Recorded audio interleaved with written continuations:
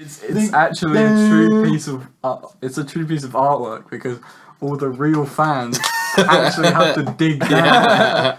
So it's taken it to the it next comes level. full circle. Whoa. It's a meta song. Dude, that's a whole new Holy level. crap. I haven't thought about that. Yeah, Matt I Bellamy. gotta go listen to it again. Matt Bellamy Yeah. has ascended. He's woke.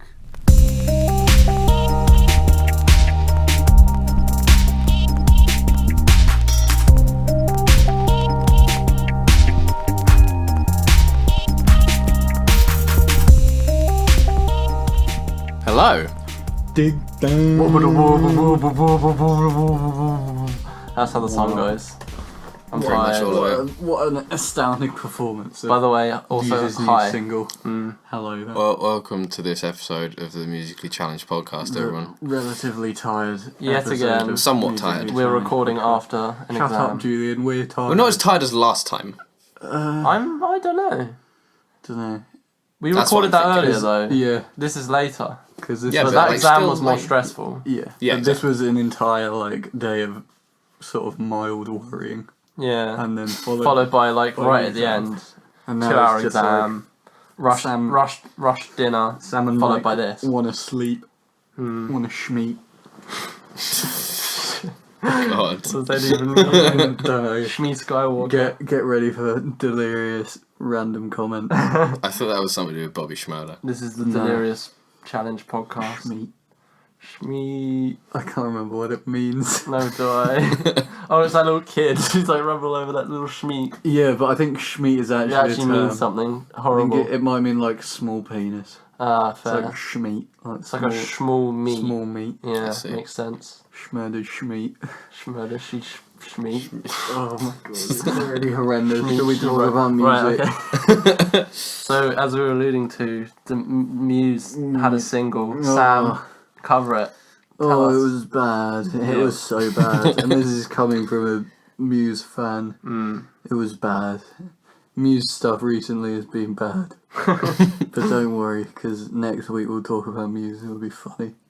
Yeah, Yeah. that should be entertaining. Oh man, I can't wait to like scream at you. It's gonna be Oh, tense. man. There was even some tensions over this one. there was. But Nancy Fantano's comments completely writing it off just as yeah, that was a bit me annoying. partially agreeing, but also So he just should have like- explained more. Just like, wow, Muse, wow. It's like, Yeah. this is a severe dip in quality from Yeah. Muse. I- Especially compared to some of their better songs on Drones. Yeah. Like Drones.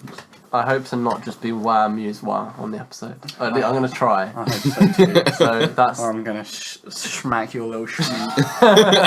oh shmam. Anyway. You're gonna get schmurdered. I think, yeah, Dig Down probably is the second worst song I've heard this year. What was the Other than first? The first was the Chainsmokers and Coldplay song. That song was atrocious. Yeah, fair play. What about the Fall Out Boy song? That was really bad. That's as well. probably That's up there worse. somewhere. That's worse than the Muse one. Yeah, it was so much worse. It's so much worse. It's another out of touch. The problem with the- electronica Yeah. rock in mix, which just doesn't work. But it's I mean, the problem, like Fallout had no hope anyway. And that was atrocious. at least Dig Down made me laugh. Yeah. well, like made me smirk. Like Fall Out Boy Smirk. had me in tears because it was so bad. Yeah, It was yeah. good. Yeah, it's true. Yeah. Anyway. Speaking of edgy bands, Oh, Yeah. I'm just gonna take the reins here and what I was listening to this week. Go for I it. know what's totally. coming. Yeah, the new Paramore. yeah. Oh, yeah. album, I've which got it on my phone. weren't too bad. Yeah. It's I like, haven't you listened know, to it yet. it's nothing special, but I'd say it's like the lower tier version of KKB. Oh, okay. And it's like Caro it's Bonito. just sort of colourful and fun and rich and vibrant, and I enjoy it.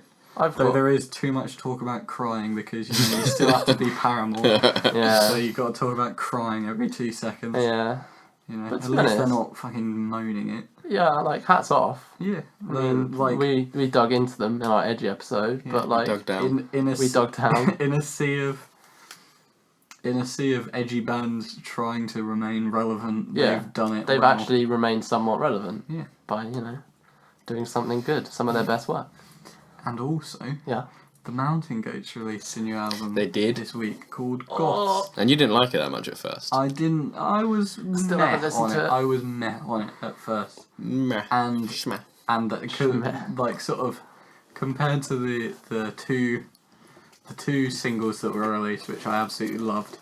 I'd say they're still some of the like strongest on the album, but like there are some sort of slower tracks, and there are some that take a lot of like getting into, and it's very obviously not aimed at me. It's a love letter to sort of goth culture and what sort of the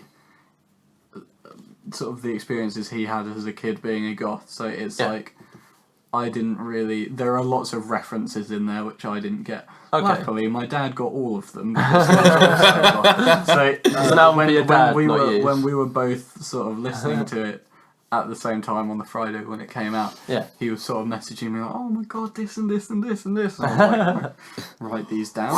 Write these down as things that will go over my head. But yeah, it's on sort of after a day of being sort of relatively disappointed or sleeping on it, being disappointed. I listened to it and sort of really enjoyed it. I think it's got like a really nice sound to it. It's very different.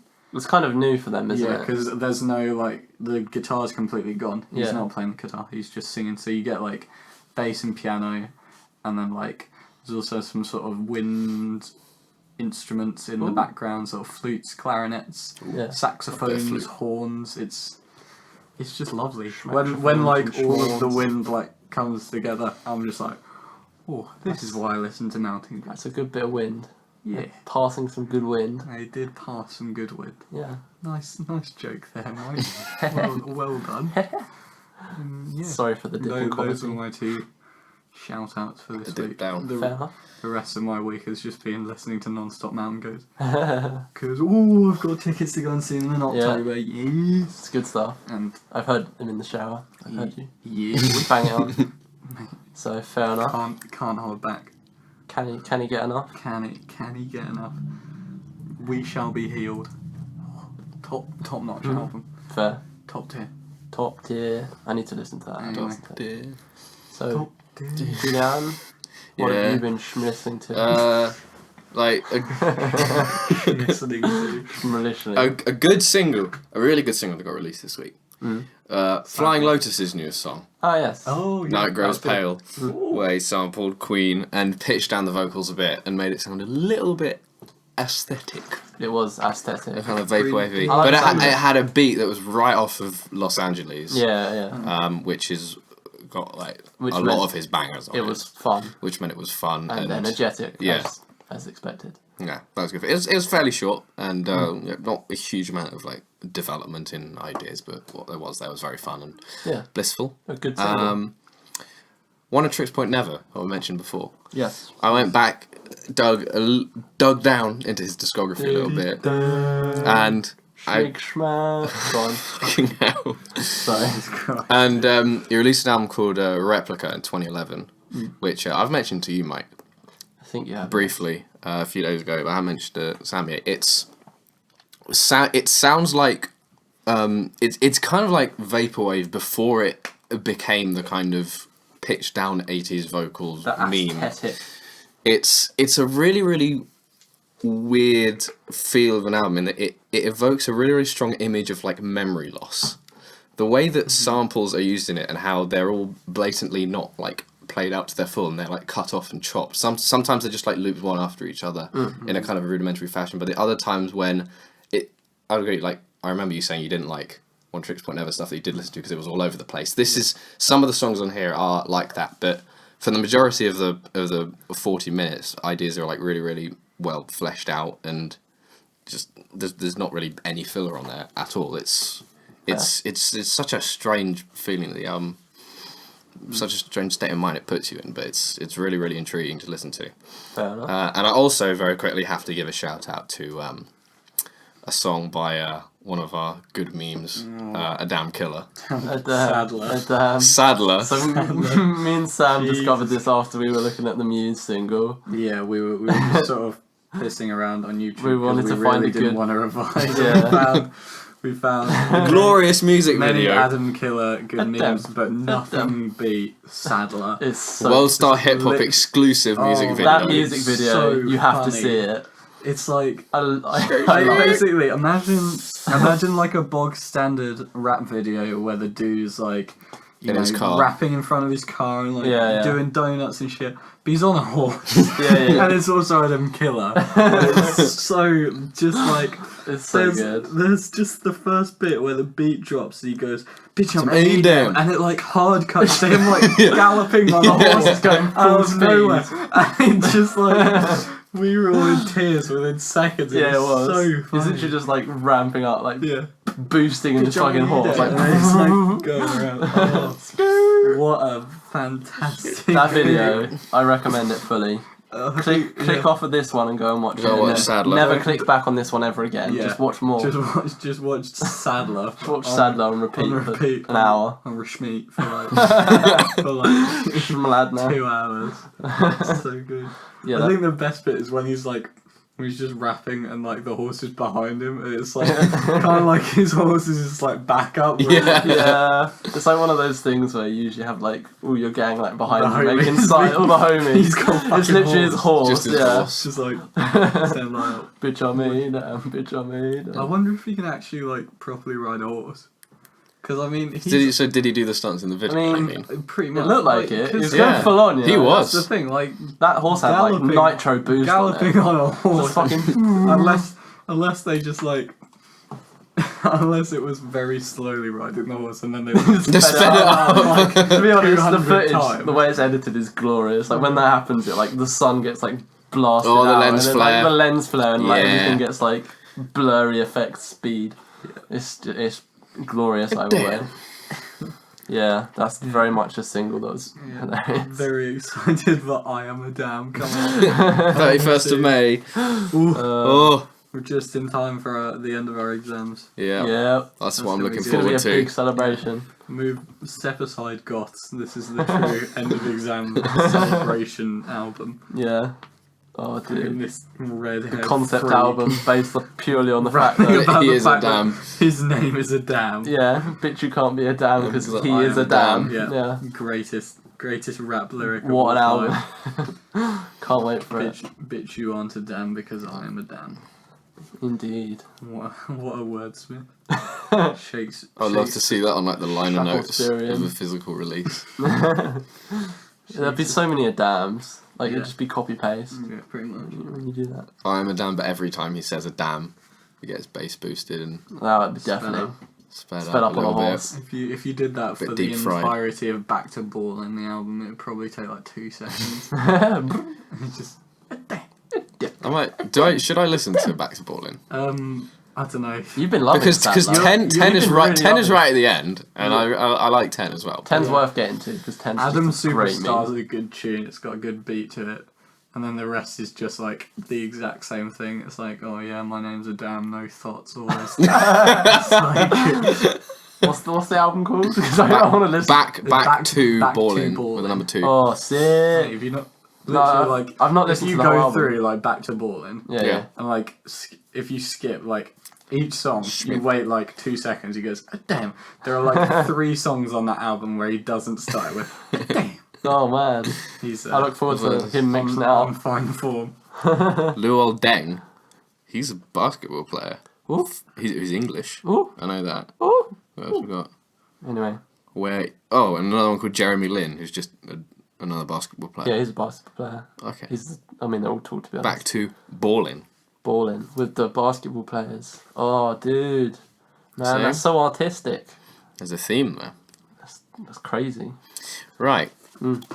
So now we've got that weekly dose of damn out of the way. A dim. Should we get our monthly dose of Radiohead in here? Yes. Up in the hills. So, we're on the last 2, lads. Finally! We've made it.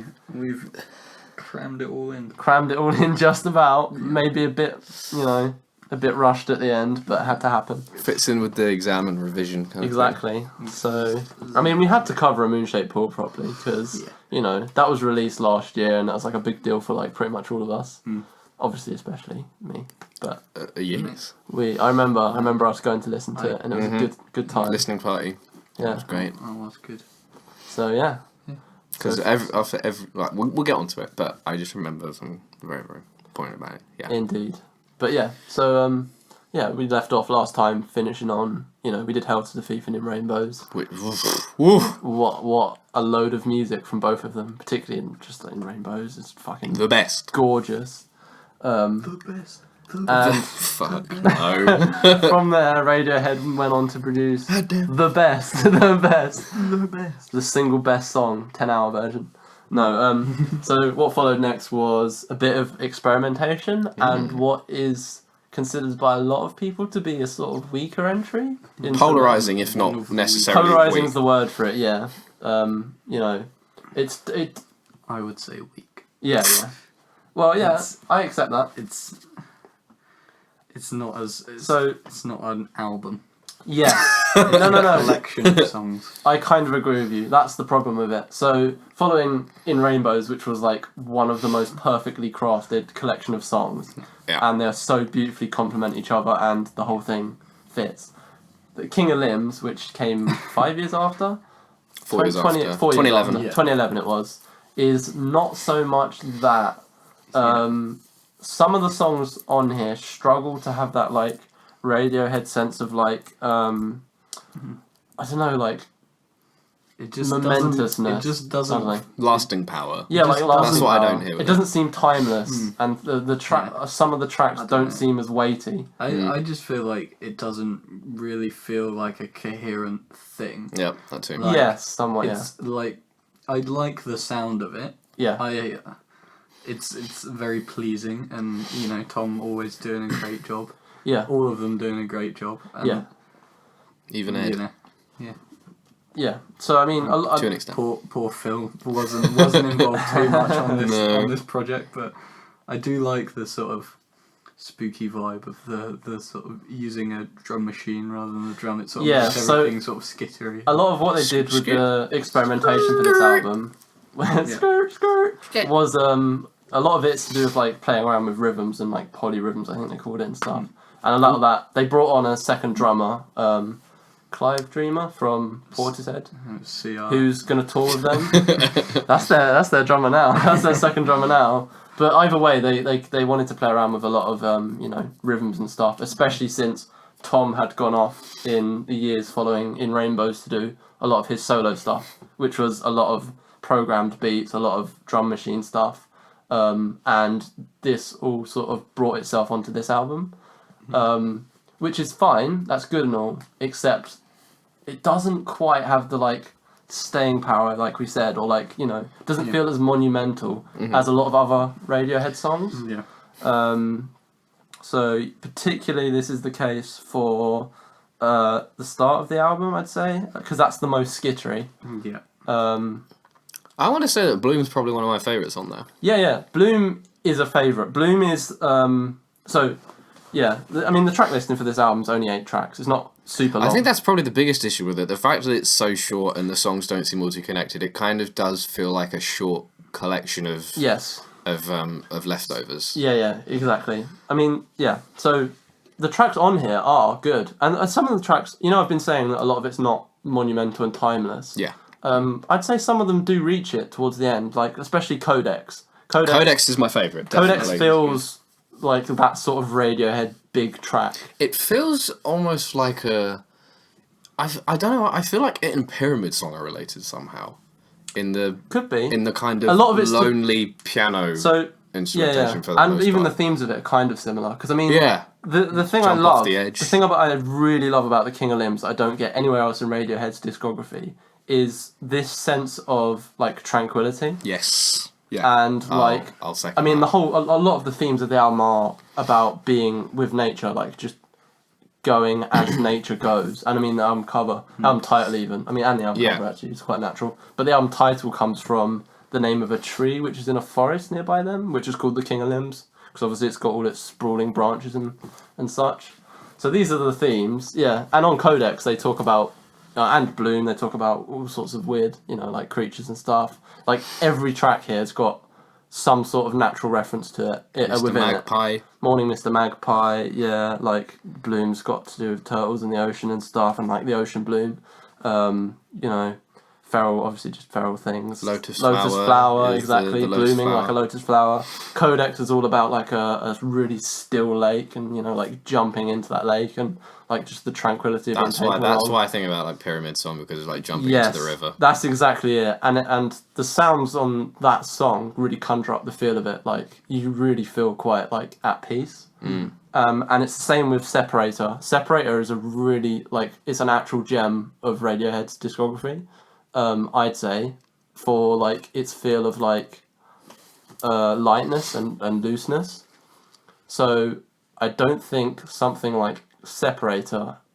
A song like Separator had been on their discography up until now. Right. In terms of, like I said, its lightness. Okay. I don't know if you picked up on that because a lot of people. I'd have to listen to. A lot of their people miss entire out on discography. Separator. I guess because it's at the end. Yeah, and I think the problem is by then the track listing has already been really skittery. Yeah. And like not as monumental, and there's no sense of progression. Mm-hmm. But when you just dip into the album every now and then, if you go like, you know, pick out Bloom, you know, maybe Little by Little, I like Little by Little, but that's a really... Little by Little's good. Yeah. Little by Little's the skitteriness done well, Yeah. I'd say. Yeah. I'd say the skittery not done well. The skittery wasn't not done well, Yeah, but yeah. it wasn't developed on a lot as on Feral. Yeah, so Feral is a lot like some of Tom's solo stuff and DJing stuff particularly. He loves a DJ. He does the DJ, yeah, and and Flying Lotus. Feral is a sort of electronic dance music-y drum and sort of it's quite bassy as well. It's actually. kind of like IDM-y. Yeah, really. IDM-y, yeah. But it doesn't really go anywhere. Yeah, it doesn't go anywhere, yeah. I do agree. Like, I like the sound of it, but it doesn't add much to an album. Yeah. That's the problem. Feels like a bit of an interlude. Yeah, exactly. And this is the thing that sort of develops across this album, which is why a lot of people struggle to get on board with it. But regardless, some of the tracks that have been released are still very, very good. I mean, it does in their have own right. It does have its moments, but like Certainly, yeah. compared to other Radiohead albums, there's just like not that many standout tracks, and that might be down to the fact that there's not many of them. Yes, yeah. There isn't that space to have the ones where you go, oh, that one and that one and that one. But like, Yeah. I mean, compared to In Rainbows, which is also like, you know, it's not massive. Yeah, the thing in Rainbows isn't much longer than No, the King of but I Limbs, think but in Rainbows you don't get that feeling of broken upness as much. it's It's all- like it's all back to fucking back to killer. back. Yeah, you have like Yeah. big runs of songs that are just You glorious. mean the entire album? Yes. And I was gonna say that's the whole album. Yeah. But on here it's like, you know, Lotus Flower Codex. That's a good run. Yeah. Give Up the Ghost is okay. Morning, Mr. Kill the Magpie. Ghost doesn't really do much for me. Yeah. I don't know why. I also don't know why. I'm the same, but like it sounds good, and when they play it live, they do some good live versions of it. Morning, Like Mr. they do in a lot of Magpie these was tracks. probably like when I was like, I can see why people don't like this album very much. Yeah, Morning Mr. Magpie is a bit weak as well. Yeah. It's hard to say why. But I did enjoy Little by Little. That Yeah. was good. You get to hear Flowers, Tom- obviously. For Great. reasons more than one. Lotus Flower, yeah. So Lotus Flower is an actual great single. It's like combining the sort of IDM-y-ish. No, I don't know how to explain it. No, of it is Feral a kind little of. bit. No, because they did. And the sound of Tom's solo work very much, which is why this week I've been listening to a fuck ton of Tom solo stuff, because that's the sound of it is on this album a lot. And Lotus Flower is the good way of combining that sound with something that's Radioheady. Yeah. And Lotus Flower is obviously one of the singles, but it's like a fucking great song. It's just fun to listen to. Yeah. And the video is fun for it. The Yeah, video's wow. Tom's got some quality dancing. Living Oh, Meme, him. Tim York himself. You talk about the IDM influence all over this. Yeah. I don't think that happened by accident, because back when they did Kid A, Yeah. Idiotech is pretty much an IDM song. Oh, yeah, Except yeah. it has vocals. Oh, for sure. I think it's one of the best IDM songs I've ever heard. Yeah, same. But It's true, but like with this, it's like it's got a definite high level of like flavouring of like Tom's solo stuff, and a lot of what he likes to collaborate on. That sort of sound is on this album, like really at the forefront, along with like the themes of nature and stuff. And that makes it not as monumental and timeless. yeah. Basically, So if I was to have listened to a lot of Tom's solo stuff before this, would I have appreciated? Would I be able to join a few more dots together? I think it would have helped you, yes, but I don't think it's necessary. I think what I do with this album, the way I love it, and the reason why I was saying this, that like I've gained a newfound appreciation of it now that A Moonshaped Pool is out, is I like to dip into certain songs on this. Yeah. Like whenever you get into that sort of Radiohead sort of sense of dreary dread with some of their songs, which is, you know, the famous Radiohead boring, depression. depressed. Yeah. Famous Radiohead Footage depression. of people being killed. Yeah, this album is an actual good one to, like, you know, lift you out of it. Which is why I love the songs like Separator and Codex. And Lotus Flower's just fun. Bloom's pretty fun, you know. I love the vocals on Bloom, actually, and the vocal melody. A lot of the performance from Tom on this album is For the most part. outstanding, pretty much. But and then there's places where it's not so much. Good Morning, Mr. Magpie, maybe. And Yeah, but again, Give Up the Ghost has got some nice, like, quite falsetto-y vocals. Yeah, it does. But the instrumentation isn't really. that's there the for thing. me. Like, some of the time he's competing with the instrumentation a little bit. But yeah, I like to dip back into this, and I think the problem people had when this came out was it was the latest Radiohead album, and it doesn't quite stand on its own as an album. No, I agree. And people had they struggled to you know digest it as the latest Radiohead project. As a new, and I guess what you could say is a new sound, and this is kind of Their thing. the benchmark for it. Yeah. Yeah. But now that we've got A Moonshaped Pool, it's nice to just dip into King of Limbs, But, I mean, rather than relying It's a on transitional album. it very much is, yeah. the thing is that, I mean, like, Kid A is also them transitioning in, like, Oh yeah. transitioning sounds, but, Yeah, yeah. like, this is... That I mean, This that's just feels monumental. like a sort of mistake where they're just like, well, let's try this. Well, that didn't really work very well onto Moonshaped Pool. And we I can't- think what it comes down to is they struggled. Well, I don't know. I think Tom wanted to do a lot more of like solo stuff. That's the and tried to criticism do it with- everyone puts onto this. Yeah, And is tried that, to sort of mix it in, and it didn't really jam too well. yeah, that's fair to say. I think it's just the tracks didn't come out as timeless and monumental. Yeah, that's the thing. It doesn't really sound like Radiohead. It just sounds like Tom, Yes, kind of true. which is a shame. Dumb. But Tom ain't here, isn't he? there's still some good tracks on here. No, there's a regardless. drum machine too. Yeah, but yeah, and I mean the some of the other tracks they did write around the time, such as Super Collider, The Butcher. Oh, so they put out as like Daily Mail and singles. Staircase. Yeah, I Yeah, mean, they- Staircase I really like. Yeah, I was gonna say some of Definitely those good. feel a bit, there are other good tracks as well.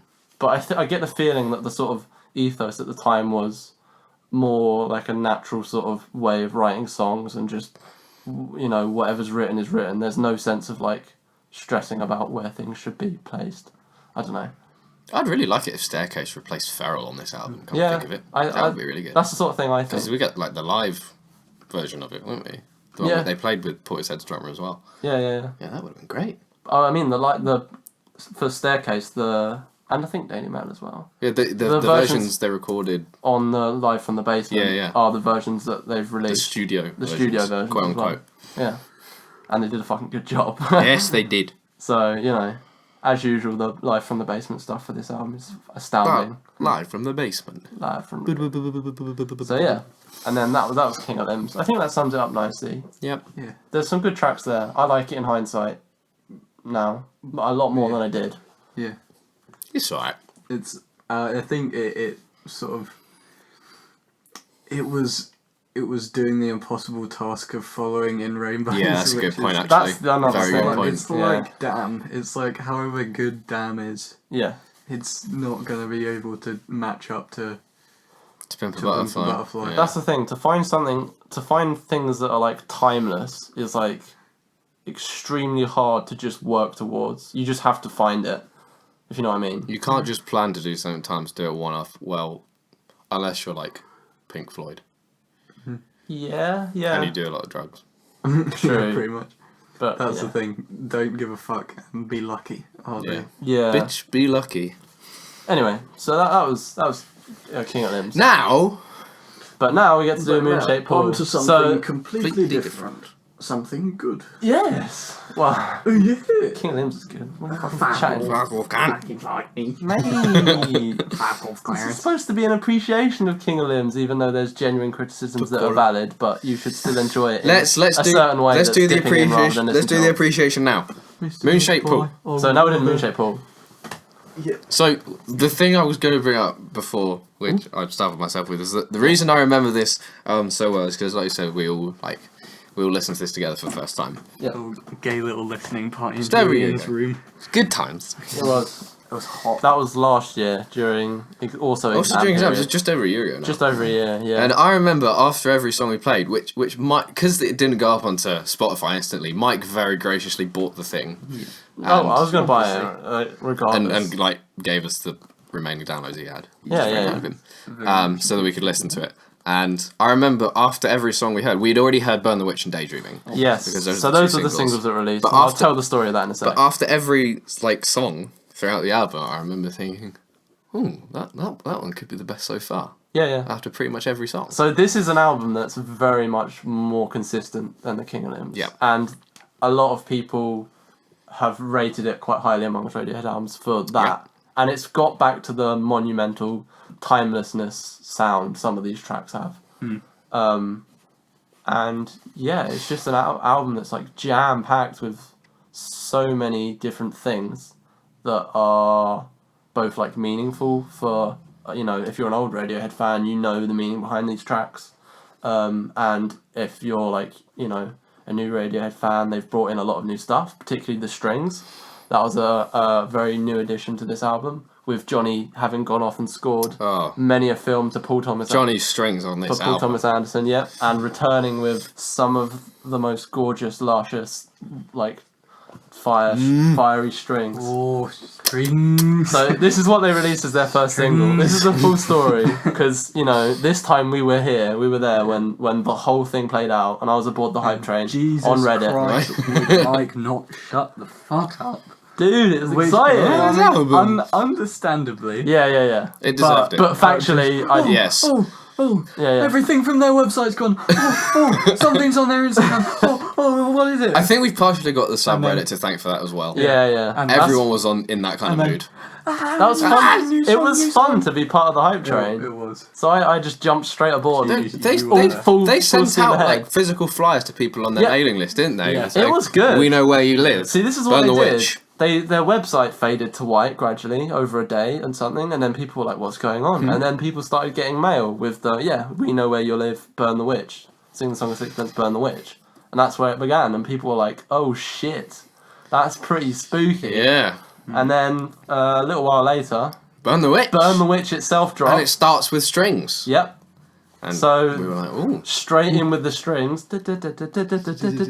Drum machines and strings and Yep, Tom's drum machine. vocals. Yeah, and like a little good animation video. Great. Yeah. Animation You know, video, yeah. it was like The Wicker The Man. Wicker Man. Yep. It's How'd it get obviously. burned? Yeah. How'd it get burned? How'd it get burned? How'd it get burned? If only Nicolas Cage made an appearance. I would have made it A little 10 out of 10. little toy. 9 out of Nicolas 10 Cage. for now.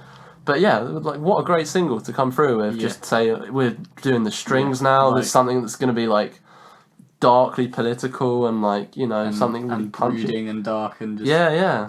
like off-putting but also epic. Yeah. And then exactly. the ending of it with the strings that's similar to the intro when they kind of just finish very, very suddenly and leave you on a cliffhanger. Yeah, it's the We were all real waiting with build-up. bated breath for what Yep. came next. I mean, yeah, the whole song's about the witch hunts and stuff and politicalness, and exactly what like an album starter. It's up there with some of the best Radiohead album starters, I'd say. They just got such a good They know how record to with start. openers. Oh, exactly. Well, you started with the strings. That's what you do. And Yeah. have Johnny play the strings up Oh, until like such it's a so good. It's such a good. scathing That was like beautiful crescendo, which then we were like, what could follow that? And then we got a very different yes. Yeah, second Song. release, second single, Daydreaming. best song on the album. Yes, Ooh. this song has got so much to it, and the video does as well. Yeah. And I think this song is some of what is. Julian's doing an impression of walking around looking at things. So That one facial expression the whole I time. mean, So, can I just say, Paul Thomas Anderson and Radiohead is the fucking most godly pairing of two things to exist on One Earth. of the best pairings. Definitely. It's such a fruitful like matching. Like I just love the stuff that Johnny does for Paul Thomas Anderson's films. I just love his films regardless. Actually, I loved There Will Be Blood was probably one of my favourite films before I found out that Johnny had scored it. And I already thought the score was fucking like perfection almost. The beginning moments really like grabbed me on like a sort of like Kubrick level. And then I found out it was Johnny and I got so excited Jimmy! I wet myself. Yeah. But anyway. Get a bit soggy. It also created the single best meme on YouTube, which is Tom York was racing a barn.mp4, which is because he enters a house and doesn't close it. Yep. So, I mean, the video is him wandering around through doors, not closing them, just walking Open doors around. and closed doors. Yep, exactly. Oh, you got like a spider on your leg. Oh, hey. There's a spider in my room. See you, nerd. Anyway. What were those fucking sound effects? It's like Lil Yachty in You his killed a Nightmare spider interview. to those noises. The last thing it had in its existence. Wannabe Ethan Klein. Anyway. So yeah, like I said, I think Daydreaming, along with a few other tracks actually, is really at the heart of what this album is about. Yeah. And obviously it's got the strings really heavily coming through right at the end. It's got the subdued sounds with like the some of the drum machines a little bit. Not This as much one, actually. this one definitely took like more, or took longer to grab me than like, because Burn the Witch instantly grabs you. Yeah, it it's does. just like exciting. I can see why they released that as fun their first album. single and why it And starts this one out. is definitely a sort of slower, Slow burn. slow burner. But for it's sure. But it's real rewarding. It's real. It's really intricate. It's really And just yeah. I remember It just sounds like a daydream, which is Yes. the first time I heard it, I was like consciously aware of my eyeballs like slowly getting wider and wider and wider open as like the song went on, because like the keyboards, the kind of arpeggios that get played Yeah. throughout towards the end, they sound a little bit Genesis-esque, I think. Yeah, fair. Tony Banks has got a similar kind of style, the way he plays the piano and the way it all escalates, and then the kind of weird string melody comes in towards the end and cuts off all of a sudden. Yeah. And then it all fades out very, very gently, and it goes well with Tom in the music video. Yeah. And can I also shout out Colin's awesome bass line that comes in. Yes, again, see? It's the most so easy to subtle miss, things, when you notice they're excellently done. And this whole song is just a beautiful, monumental, like, It's wonderful. flowing, like, just, I don't know, just everything is good. And a lot of it's quite deep, I see. Because I see it, like, the way I read it, particularly the music video, with Tom wandering around through the doors and stuff, there's a lot of weird references to their past stuff.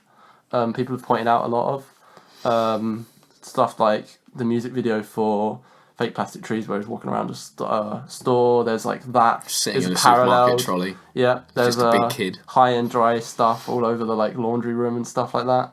There's all sorts of stuff hidden in there that's to do with like quite literally like Tom walking back through his past, and it like is a daydream like that. And the way I see this song is it's like a giant thank you to the fans, because one of the most like key lines for me, I think, along with a few others, is like, we are just happy to serve you. And the delivery on that line, obviously it's subtly and beautifully done and perfectly like flowing and like with the rest of it. And I think it's just Tom looking back and being so thankful for this thing that is Radiohead. Yeah. And, you know, the 20 odd years he's been doing it, well, actually it ties in at the end. There's reversed vocals that come in when things start to get a bit freaky. And it's saying half of my love, half of my life. And I think there's something to do with 23 in the music video. I think that's how many doors he walks through or something. It's quite literally on that level of like weirdness. But it's the level of stuff you'd expect like a Radiohead fanatic to try and pick up on, isn't it? Yeah, exactly. I mean, I don't know if the 23 Doors thing holds water, but I think the half of my life, half of my love does, and it's really quite heartbreaking because it's like a sort of double-edged sword of one is him and his love for Radiohead, and the other is his relationship that he'd had for roughly about the same time. With his wife Rachel Owen, who sadly passed away last year, or it might have been this year, but yeah. Not long ago. before this album dropped, they'd have split up, and this song, particularly like the reversed vocal lyrics at the end, saying half of my life, half of my love, really like just, you know, gut punch exactly to sum it up. And the music video, I think, is perfectly executed for the song itself, which is a beautiful flowing, just wander through Tom's memories, basically. Yeah, what a song. Should we try not to quite go through track by track for the rest, for the sake of time? I don't give a fuck. I'm going track by track. So, we'll Let's skip go, a couple Mike. quickly. So then Deck's Dark. So this is when the album dropped. We'd heard those first two, and we didn't know they were going to be one after another. Yeah. And we were like, oh, interesting, okay. And then we'd listened to those two in your room, and then Deck's Dark came on, and holy fuck did this one hit me the first time round. This was like, for a long time, this was my favourite Yeah. on the album. This is one of the most immediate ones, I think, to grab you, other than like maybe Burn the Witch. Because it sounds very like old Radiohead, almost. It's got a very sort of, I don't know, classic Radiohead kind of sound. Yeah, I mean, a lot of the lyrics are sort of quite OK computery. Yes. In their like alien I think themes. that's probably Spacecraft. why I was like, Yeah, and just the beginning of this song is so fucking good. I love the like falling piano keys and like the way that it plays out, and then like you're just waiting for something to happen after daydreaming, and then Tom's voice just comes in, you know, like, and into your life, the darkness, and it's just like some of the most like relieving moments. And just, holy shit, it hits you the first time round, basically. I love the drumming on this song, and the bass and the choir work that comes in towards the end. I love the sci-fi themes of like this giant black mass that's like a, you know, Deck's Dark, quite literally, like an alien Dex of stuff. And like, it just is Radiohead to the core, basically. It reminds me a lot of like how Subterranean Homesick Alien feels. Yes. On OK Computer. Yeah. That's what it reminds me of. Good point. I didn't think of that connection. Yeah. Subterranean Homesick Alien. I mean, I've been thinking Subterranean about, Homesick Alien was for a while was like my favourite on OK Computer, actually. yeah, I can I think I imagine it did being a mention that similar before. effect, right? Yeah. It feels similar to me, and this is just, you know, why it was one of my immediate favourites, and it still is one I really love. I love basically all the songs on this album. Yeah. And yeah, this is just one that hit me and was my favourite for ages. And then quickly, we can do Deck's Dark quickly. Not Deck's Dark. Desert Island Disc. Desert Island Disc. Maybe. It might be the slightly weakest. I weakest don't know, songs. I like it though. I like the sound of it. So it introduced, it's kind of, in its lightness. It's like, acoustic. It's acoustic. That's the important yeah, difference from the It's very rest. light. It's like, it feels a little like the light moments in Rainbows, or like Coil, King of Limbs, because of its lightness. Yeah. And it, you know, it brings in, I don't know actually, yeah. It's just a good track. It's a light one. Bit of a breather. Breather, before Full Stop. Full start. Okay, you know what? Now that I've thought about it again, I really can't decide if I like this better than Daydreaming or not. See, this is what I'm saying. So this is another monumental standout track. Just the most brooding song I've ever heard. The entire song is basically a big old crescendo. Yeah. And it takes like 4 minutes to get to it. And I remember when we first listened to this, and I was really into post-rock. And I know you're going to say like, oh, Julian, you're really into post-rock. We know. Like, I'm really, really into Yeah. it at that point. Yeah. And I was all about those crescendos, and this one is just as good as any other I've heard. It's the definition of brooding. It's so dark and like just holy fuck. So just exciting the way it builds up, and then It's like everything. It's another one of comes the in. facets of their new sound that I just really love. Like, along with the lightness that they've brought on some of the late tracks we'll discuss, and like things like Desert Island Disc. It's the broodingness and drawn outness of things, and like, oh, it's just so good. You know, Pacing. It feels really absolutely perfect. vindictive. Yeah, like, you know, it's got the real like political, like sharp-edged, pointed lyrics, and like, I mean, a lot of the album is like a sort of double entendre between political, like I said, pointed lyrics, and also like breakup-based lyrics as well. It's kind of a breakup album in its feel, and this walks the line perfectly, like so many of the other songs. Just, you know, surrounded by like the driving synths and the drums and swirling electronics, which are kind of similar to the Ondes Marinoir and the way that Johnny used to use that a little bit. in Kid Did A that pop stuff. up on this album? I'm not Yeah, sure it it must, did, no, but can't this is remember. a similar sort of, drawn out sound and like broodingness that's just there.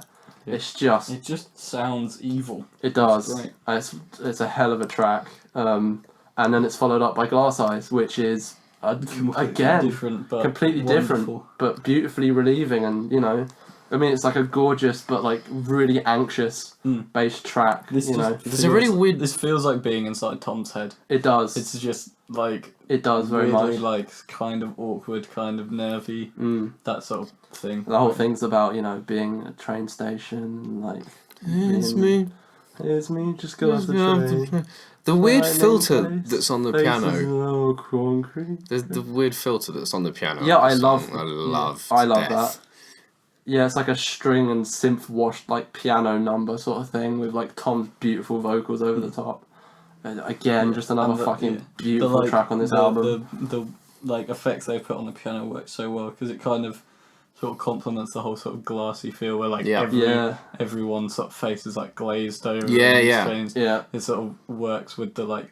It sounds like the piano's like behind a sheet of glass or something. No, yeah, does. it's like this kind of There's to like me a- it's like the sound equivalent of like looking through like a really frosty warped window. Yeah, I agree. That's what I really And it's about like it. looking directly into Tom's head and how he thinks and seeing feels. the Skittering all arms. the things he's coming up with. Yeah. Yeah. But like Tom's delivery on this track, as with Most most to be honest, is just perfection. the numbers, present tense, Yeah. all Yeah. fantastic So then songs Identikit, that real were quickly, delivered. is the next one. This one This probably is- took me the longest to get into. Yeah. That's I'll- fair to I'll side say. you on that. I'm not like a super fan of everything on this track, Yeah. but I like most of it. It's another one that's quite good. When the synths come in towards the end and the like kind of choral vocals singing "Broken Hearts Make It Rain," Yes. I really like that part. Yeah, I think so it do takes I. a while. I I'm love not. the guitars at the end as well. Yeah, way the they guitars at play the end are that. great, but I'm not the biggest fan of the drum beat that opens it. Actually, No, I think it's a I little think bit the awkward opening- and a little bit clumsy. The opening's Yeah. where I struggle, and they The singing almost like feels with the weird drum beat like out of time, which was always what like made it difficult for me to listen to it because Yeah. it just like sounded off. Yeah, for a just long a little time. bit. But this is probably the one that's most like awash with lyrics that are to do with the whole breakup theme and like sweet face ones with nothing left inside that we all can love, like probably to do with kids, what to do with the Kids. children, and then like when I see you messing me around, I don't want to know, and then eventually broken hearts make it rain. The lyrics are very very good on this one.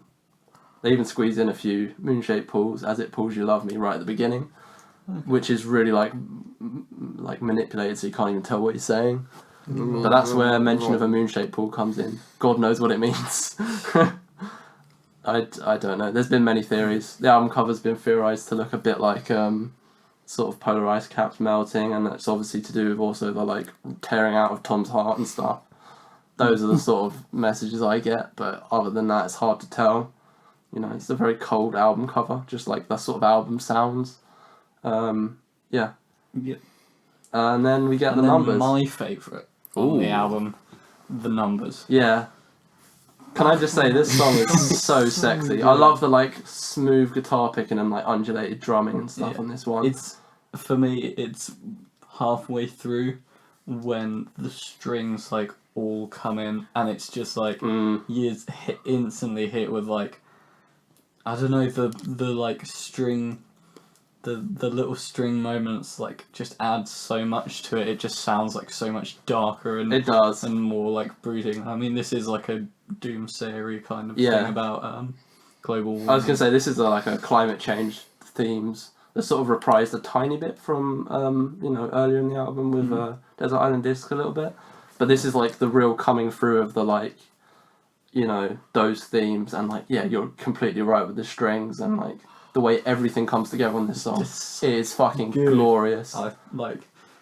I'm not sure if I like this one more or the like live. I guess it's not live from the basement one, but the other one. Live they with put a out. CR78. Yeah. That version is so suave and sexy. I Yeah, love it. it's The like- way that Johnny does his guitar picking is like otherworldly. I don't know how he does it. Yeah. And Tom's performance on it is excellent. Yeah, this track is a hell of a track. Go watch those live videos that Paul Thomas Anderson filmed. Yeah, like I was addicted to those for like a good month or two. Just Yeah. couldn't stop watching them. They are so good, and that one will make you a big fan of the numbers. Yeah. Just what a track. Then, I mean, can I just say that I fucking love this album. Yeah. You get to this we point and know. you realise that you see every track in the track listing and just like, man, that's just such a good track. They like really came through with this album. And next we've got Present Tense, which I also think is among one of the ones that are like really at the heart of the album. Yeah. I remember Tom saying in an interview, he confirmed the two songs he said probably would be on the album, or it might have been Johnny actually, I can't remember. But the ones that they said probably would be on the album were Present Tense and Lift. But that might have been a ruse because they were re-recording Lift perhaps for Yeah, OK Not OK. possibly. So I think Lift will be a re-recorded version by the sounds of it. But either way, this is one they confirmed early for Moonshaped Pool, and a lot of it's, you know, the lyrics are to do with keeping it light, keep it moving. A lot of it's to do with this dance that Tom's gone into, and the way that it develops, and just the style of this song is insane. I love the sort of weird Latin American samba-iness to it. Is it like the Shakers? The Shakers do a big deal of that. Yeah, and I know that Ed is a big fan of like Latin American music. Ah, okay. Might have been So his he call. finally forced his way onto playing on It this might have album. been, yeah. With the little shaker. You can do the Shakers, Ed. He did a little shaker thing. But yeah, like, I just love it. And like, with the guitar plucked, like, I don't know, the way it progresses and like with the Tom's lyrics over the top. It feels so like light, but there's also something there that's like a bit brooding and stuff. It's about how, like, you know, I mean, some of the lyrics, like, I'll be dancing, freaking out, deaf, dumb, and blind. That line is really, really well delivered. I love the delivery of that line. Again, I can see why this is one that they've put as a sort of core sound of their album. And, yeah, like, the classic sort of timeless Radiohead lines of, like, in you I'm lost. Like, I love stuff like that, because those are the sort of things that really come through for Radiohead. And that line sort of harkens back to one of the tracks that we'll speak of later, which is again got those sort of timeless, quite general, but like, you know, they just get straight into the heart, basically, like sentences that Radiohead sometimes put together. Again, just fucking love this album. Present Tense is an amazing one. Then we've got Tinker Tailor Soldier Sailor Rich Man Poor Man Bggr I Man don't think Thief. this song is as bad as people, or as weak as some people say it is. No, I agree. I really like this song. This is like a subtle, also favourite of mine on the album. Not as quite as much as some of the others. No, I actually especially like the ending when the Yes. strings come in and they kind of clash in a way with the rest of the instruments. A lot of people love the strings on this song, which is what saves it for them. I think I just love the whole song. Again, it's one of the ones that have got like a It's more... got like a kind of a skittery, electronic-y intro as well. It does, yeah. Yeah. And it's like kind of subdued in its sound. It sounds like definitely. weirdly underwater. I don't know how to explain it. No, I don't know what you mean. I remember seeing it on the track listing. I mean, with a name like Tinker Tinker Sailor, Tailor. Soldier Sailor, Rich Man, Poor Man, Beggar Man, Thief! Yeah, I was like, have they made a mistake? Like, is this going to be post-rock? Literally, they've, you know, written a giant paragraph for a song name. But yeah, like... Other this- bands do that. True, already. true. But yeah, it's just, I love it. I love its subduedness, subtle favourite of mine.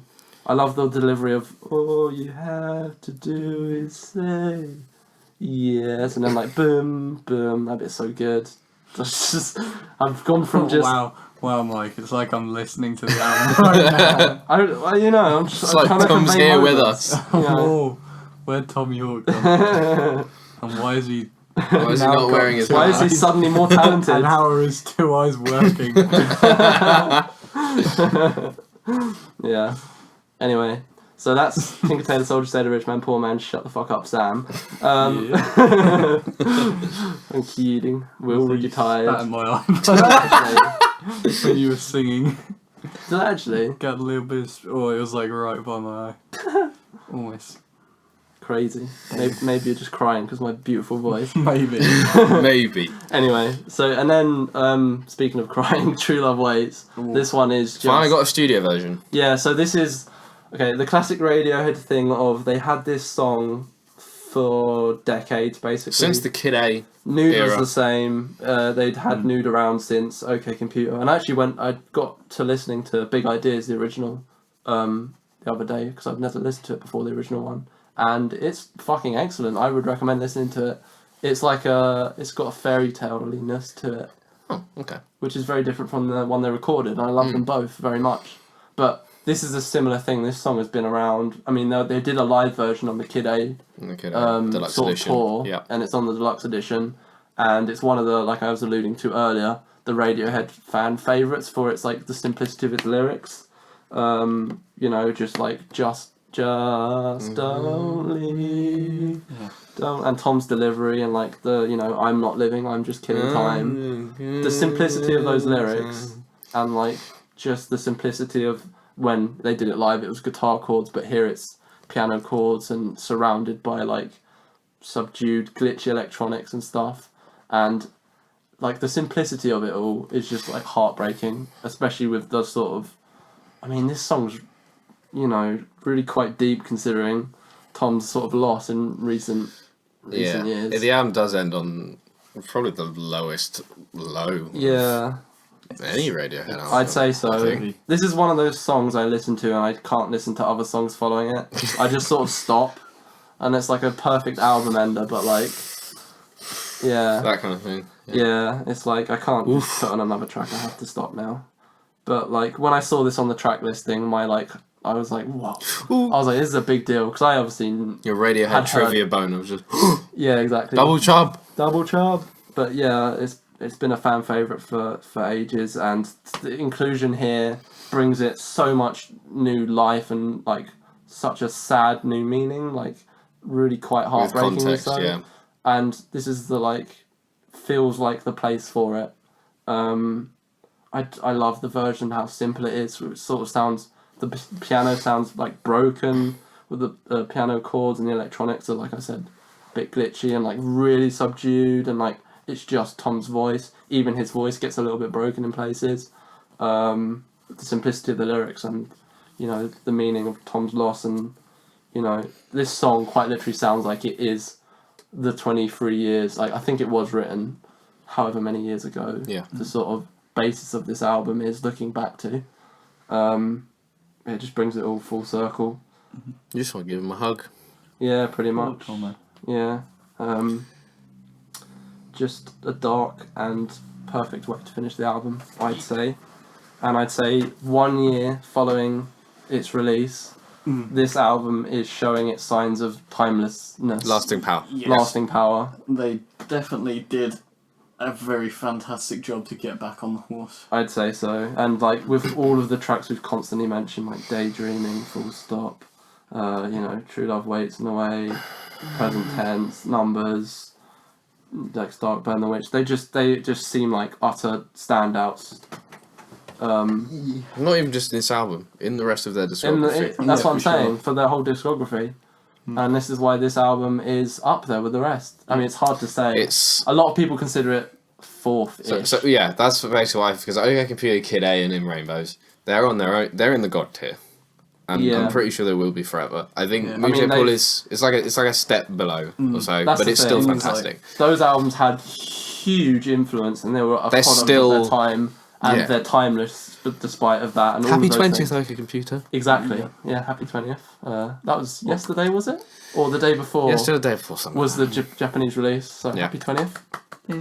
But That's this one patronising. feels like such a gift to Radiohead fans, this album. Like, it genuinely does. There's so much in Manna there. from the heavens. Yeah, and I'm just so glad that I got to experience the whole release of it. And Yeah, this is isn't an it- album. Really good, and like, I think this album is like stands out to me just because it was like it got me back into Radiohead after like I just kind of didn't like listen to Radiohead, and then this one was like, you should probably listen to Radiohead. Like, maybe I will. Yeah, I might Maybe do I'll that. listen. This to is that the only fantastic Radiohead band. album that I've been around for as a fan, so like have I. for the release of. Yeah. Yeah, So it was very I now exciting. know missed, what I'm in for. I missed King of Limbs, and this is the excitement of this album. Yeah. And, like, And we missed In Rainbows, and what was special, Special about that.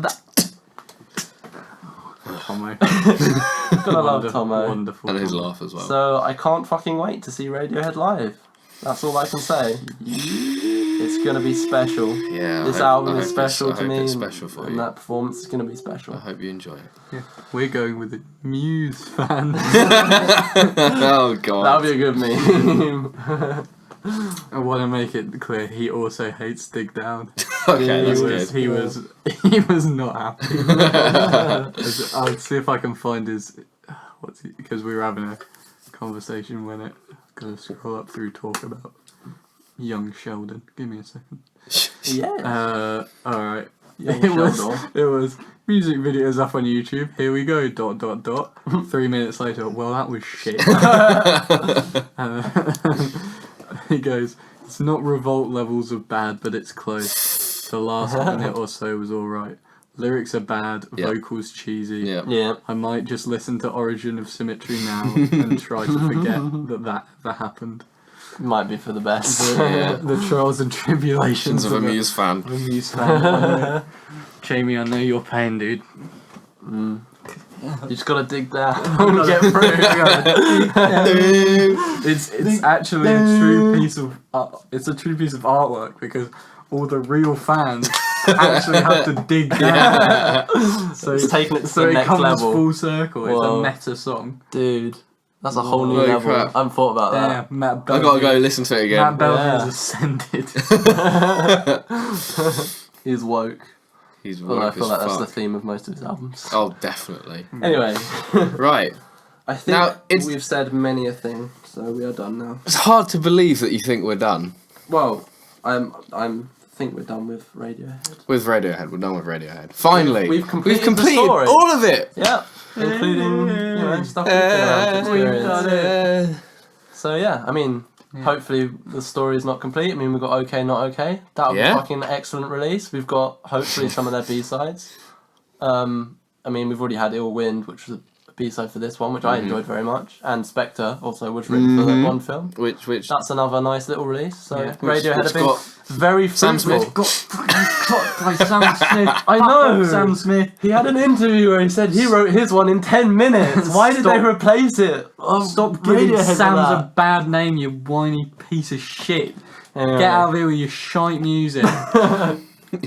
Come back when you've written something worth anything, you fucking cunt. High five, Move Sam. out the way and Done a let good Tomo have his day in the sun. Yes. You can tell he wants to write. He wants to write a Bond song. He loves Bond. And it was so fucking good. And it worked with the opening titles. The opening titles were fucking Yeah, they were- animated to have the That's- Radiohead theme to Yeah, it. they were. But then they were like, let's fucking Sam Smith because fucking titled by the song. Yep. Normies Re, right, Oh Sam? well, I suppose it fits the movie. Probably for the best. These fucking normies.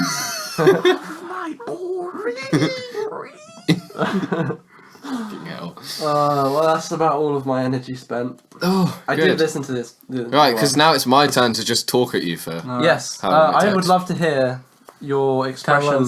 Tell us why enjoyment. you love this album. So, introduce as a you. quick, You say a that quick like heads you've up, got absolutely no clue. Me and Sam struggled to listen to this album because exam week, and this album is admittedly a difficult one to listen to. I right? can't be put on edge when I'm already on edge. Yeah. Period. I'll So- rotate 90 degrees and fall on the floor. Yeah, I remember How you on telling edge me are one we? day. This is the first time I heard of it. As you said, you found something spookier than GeoGaddy, I found something which spooky. we previously covered, Damn and I right. agree. Except I struggled to listen to it during exam week, Right. Because it So- would push me to the edge. So this album, which I'm gonna do my best to sum up quite quickly. Yeah. Just say what you love. Yes. You love about the album. Coil.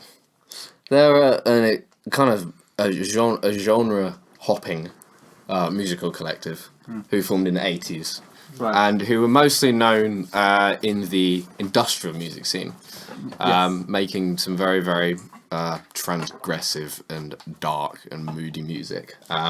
They're a duo throughout their incarnation. They had Peter Christopherson, who was one of the founding members of Throbbing Gristle, Yes. I've mentioned before, who were like the industrial music I was pioneers. going to say they pioneered the industrial sound, right? Completely. Yeah. Before Trent Reznor and Nine Inch Nails came along and made it a little bit more accessible. Yeah. But still dark as hell. It's still very dark.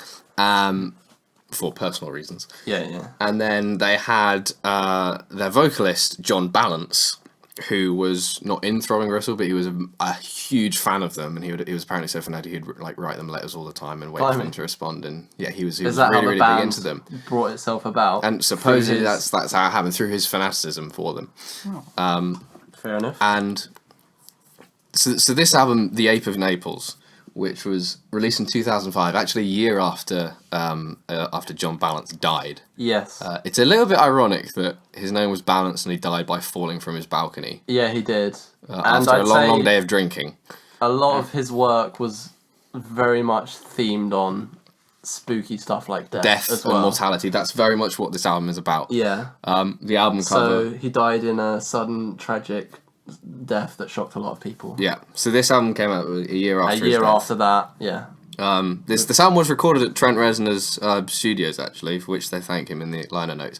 And the album cover, it's quite cryptic at first. It's kind of I'll flash it up on screen, of course. There's like a candle flame in the shape of an ape. It's kind of an ape. It's supposedly, there are two interpretations. It's an ape which is angry, although I don't get angry as much as kind of looks like it's dying and like ascending to heaven. It's just like, It's like, "Ooh, whoop, whoop, whoop." And then the other interpretation is when you flip it over. It's supposedly a man with his legs agape who's just been castrated. oh, okay. Apparently. I don't completely get That that. seems like too big of a ball sack. That does seem Just like a very like- big ball sack. Just to put it bluntly, that seems like a very large ball sack. Yeah.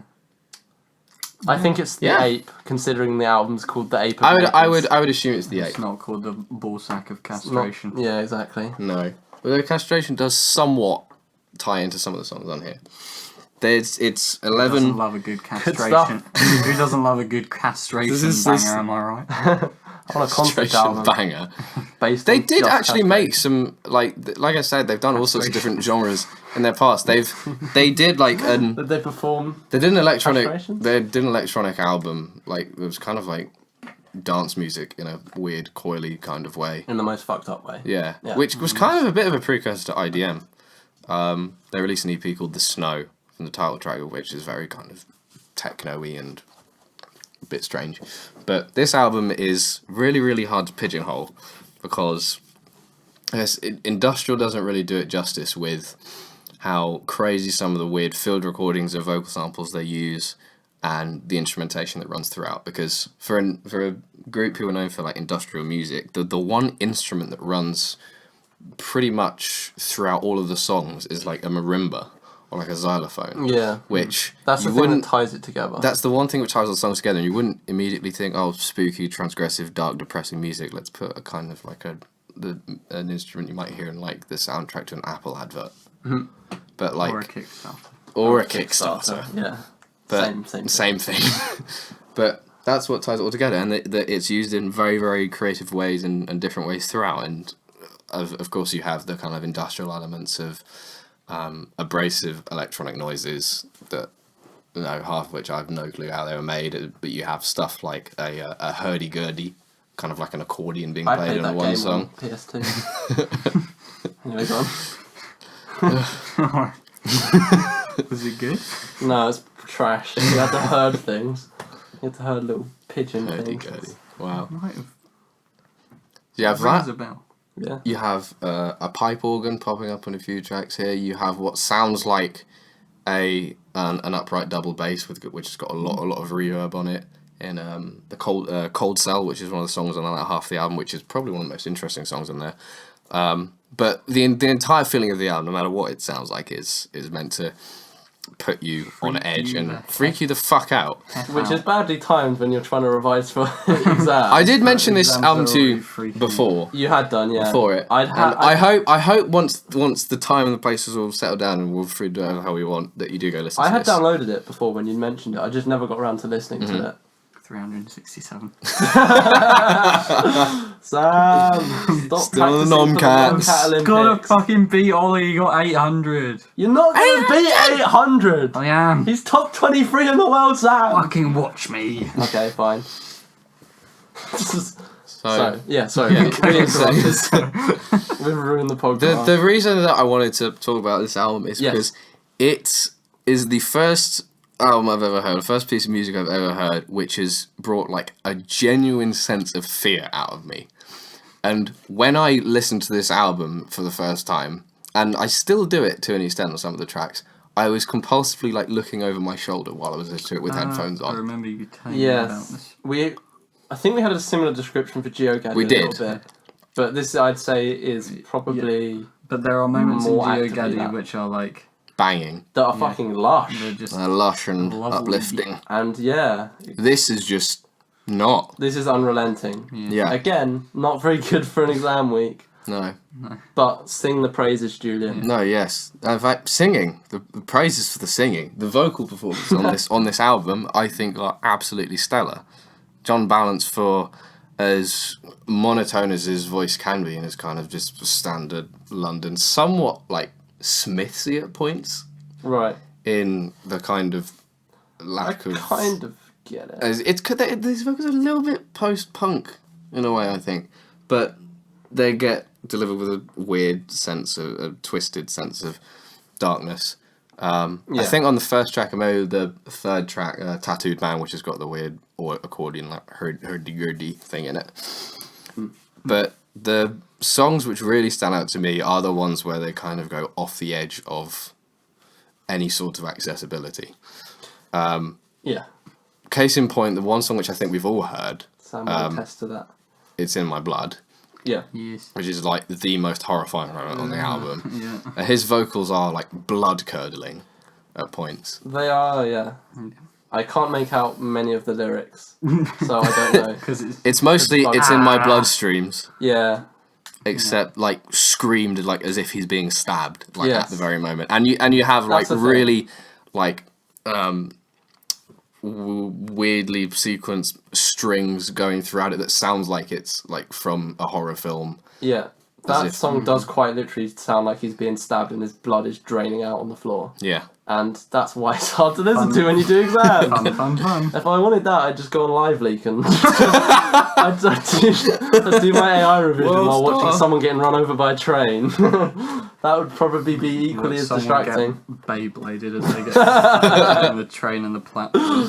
Thanks, Reddit. Thanks for bringing that one up. I haven't seen it, but I Saw the headline. It's a memorable one. Anyway, so yeah, equally as memorable is this album for similar reasons, I suppose. For some reasons. But I haven't been able to take it in fully. So the other song which really stands out to me, which I briefly mentioned, The Cold Cell, is actually a different version of the track to its original. And in fact, a lot of the tracks on here had been written before this was released in 2005.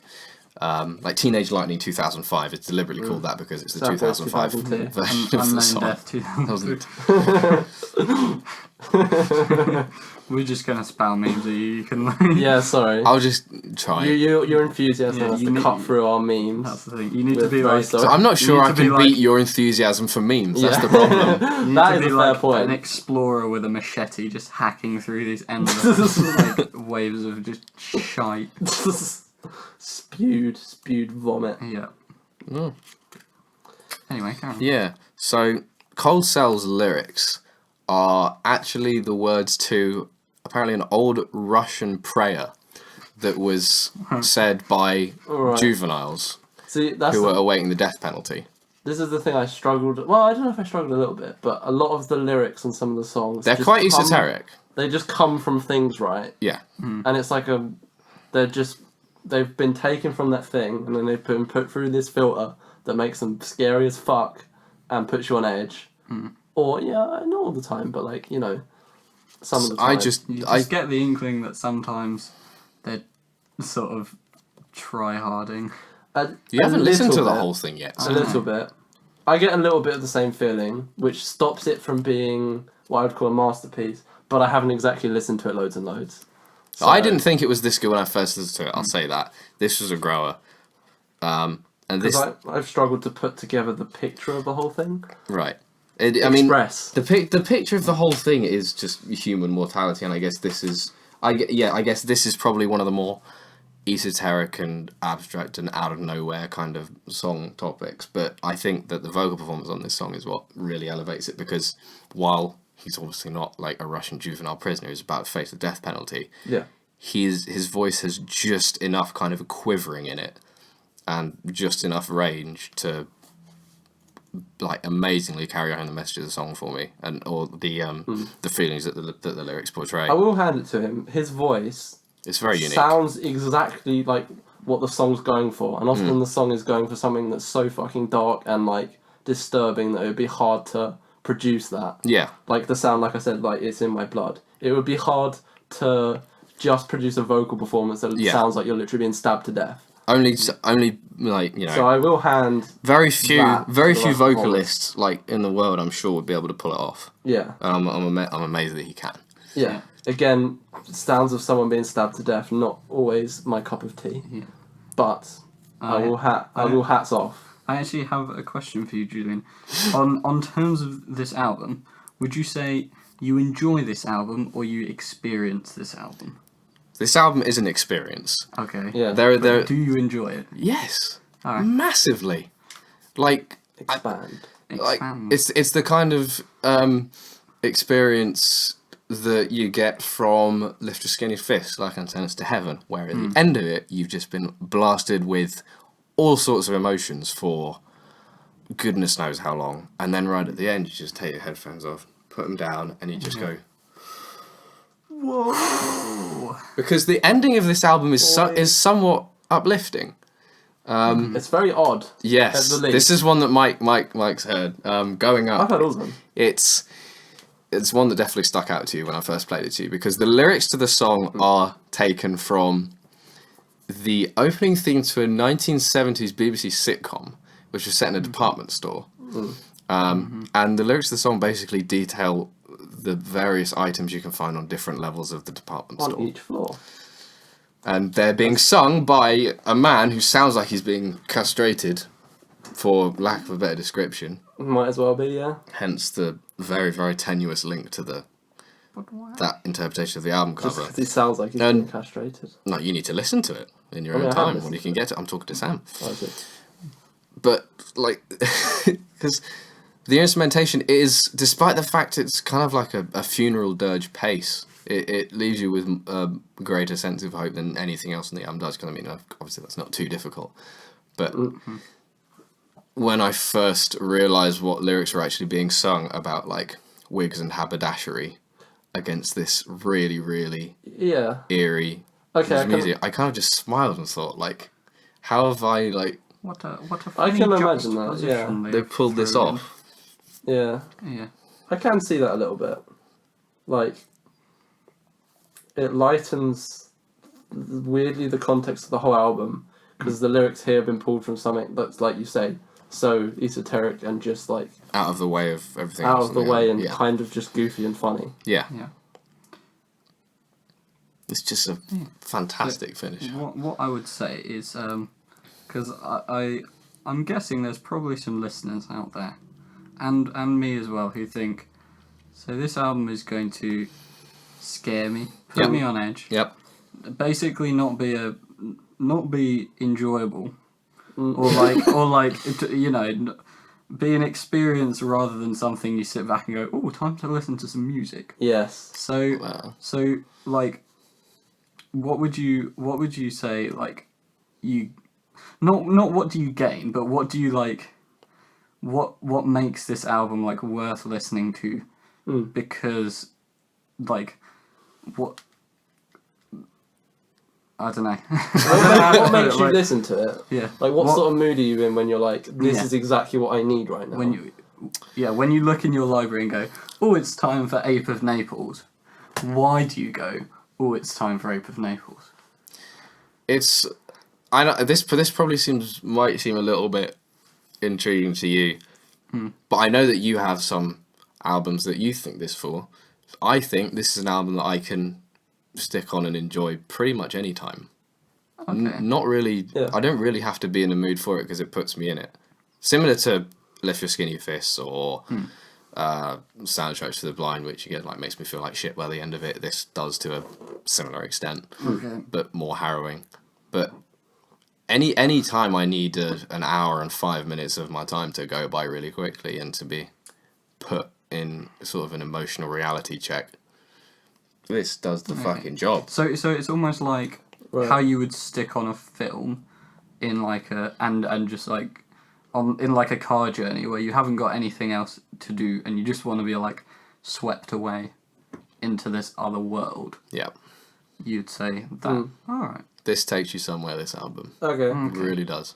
I can see that. I might have to do that because obviously like when I listen to music I am more sort of music is the escape rather than the experience. Yeah. Right, okay. Same with me. So like that's you know. Ooh, hit that dab, Mike. That was Damn. an experience. Yeah, so I don't know. I've never. There are some albums. Do you not get that? Do you not get that with Skinny Fists? I don't know. For me, Skinny Skinny Fist Fist is just so wonderful and like, I don't know. There are emotional moments on it, but it's so like vibrant and great that I can boys. just have it on and just enjoy it as like as a thing. I'd say for me, I might be leaning more towards the Skinny Fist. It's like the experience thing. Yeah, I mean there Because it certainly is there a are fucking times. This is where just I will- like, for example, But Skinny like, Fists. yeah. I mean, you know. Because I don't listen to it enough. I've just I should. lied down in bed, eyes closed, glass of water just in case, and just listened to the entirety of Yeah. Skinny Fist. It is And fantastic like, to do that. you know. But I think this I is... might give it a go. Next time I got a train journey, I might just listen to Murder of the Universe. I could never stop listening to that album. Because I mean, that's the way I listened to this album. I was going shopping and doing lots of other stuff around the house. I mean, No, I do that too, to be fair. yeah, and that's the way I managed to listen to it. Because we struggled Doing this other week. stuff. 'Cause Yeah. It doesn't help with revision, having a blood curdle I agree. screen. I agree. And to set aside an hour and a bit for just the experience is a hard sell when you've got, like, I mean, especially with me, I struggle to do revision and stuff. And with an experience, you have to invest somewhat. Yeah, I agree. And when you want to relax during revision, it's very hard to invest. Yeah. That's why I. That's have why we listened to- struggled. That's why I've listened to nothing but Mountain Goats this week. Yeah. Because it works so well. It's like That's like spiteful, an... angry, sarcastic, but also an easy listen and quite pleasant on the ears. Just works very well. Because then that's like a relief thing. Like Yeah. just Just like relaxation. I'm going to kill myself because I'm fed up of Yeah. revising analysis. That's why I've and been the whatever. same with lots of Radiohead stuff, Tom Solo stuff, and like Animal Like- Collective recently, Yeah. and Streams bits of of pure comedy. kittens, They help. Yes, even in live streams Check of out kittens. Kitten Academy YouTube live stream. Quality content there. Quality. Content. But yeah. So, yeah.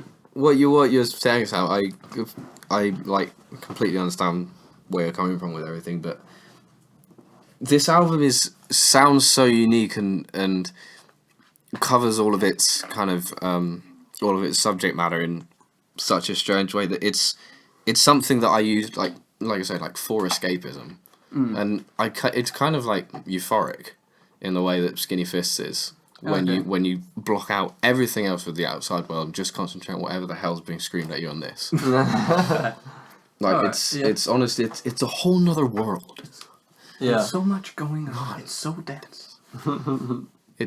It's really quite something. I guarantee it sounds like nothing else you've ever heard before. And I know that's a really, that's a that's a guarantee. really cheesy thing to say. I know, but there's Well, that's you had me interested when you introduced me to it because the way it sounds is actually quite light, especially with like some of the instrumentation you're talking about.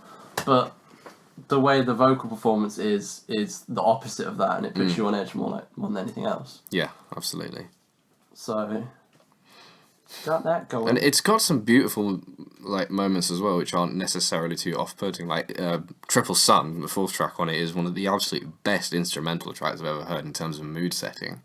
And it's not necessarily scary as much as it just fills the ambience very well and carries a kind of slight, like brooding sensation to it. Yeah. But and for the most part, we're getting with this album is fantastic songwriting. It all flows into one very well. It feels very holistic, vaguely all about death and Yeah. dying and mortality, but it's just compelling every time. My top 15 probably Blimey. ever. Damn. That's pretty high. It's stunning. Fair? I think that's pretty much all I want to say on it. Yes. Fair enough. So when we get to the end of this arduous exam period, Yeah. you can just spend your lovely summer deserves- holiday sitting in bed listening to this. Yeah. Listening to someone scream into my ear. Again, I think my consumption Which of is an music empty right. is not quite matching with this. Lying in your bed listening But to I death will do. grips. Yeah. The only way. Right. Alright. Well, shall we talk about what we're going to talk about next week? Next week, Next week. If anyone has made it is- this far. special about that. Well, what's special, Tom? Thank you very much. Muse? It's the final episode for one. Ooh! Secondly, we're talking about "Wish You Were Here" by Pink Floyd. I'm surprised we haven't done any Pink Floyd so far, but Yeah. It needed to be done. it's a good choice for one of the Pink Floyds, and quite apt, shall we say? Yep. And also Absolution, because why not end the podcast with us all screaming at each other? Or at least me screaming at these two fuckers because they're not woke enough to understand the glory of Matthew Bellamy. Let's end this podcast with a reason to never come back to it. Yeah. Let's end this podcast with none of us being friends anymore. Yeah. That would be good. I mean, it'll add a whole new meaning to like the actual challenge of Musically Challenge. yeah. We'll challenge each other to a duel. So look out for that. With my son. Oh, you were going for Liquid Liquid Swords. Swords, sorry. I was going for Nerd Villain. Oh, we didn't even do Liquid Swords. A duel. There's so much we didn't do. We didn't do anything with Wu-Tang. Damn. They had some Wu-Tang on in the... Oh, actually, no, it was Liquid Swords in... In the climbing wall, you were in the saying, Climbing Wall. yeah. I was fucking hype, and all my friends were like, "Oh, I don't like the music they play at TCN." I'm like, shut the fuck up, they're playing fucking... Get slapped in Tribe his Called motherfucking Quest face. and RZA. It's like, you can't not... RZA. You can't not fucking get pumped to... I mean, RZA. But... Jizza. Oh! Jizza. You said a naughty word. He certainly does make me jizzer when I listen to his music. Always good to end the podcast on a classy ejaculation joke. See you next week, you little schmeats. Going out with a bang. See you then.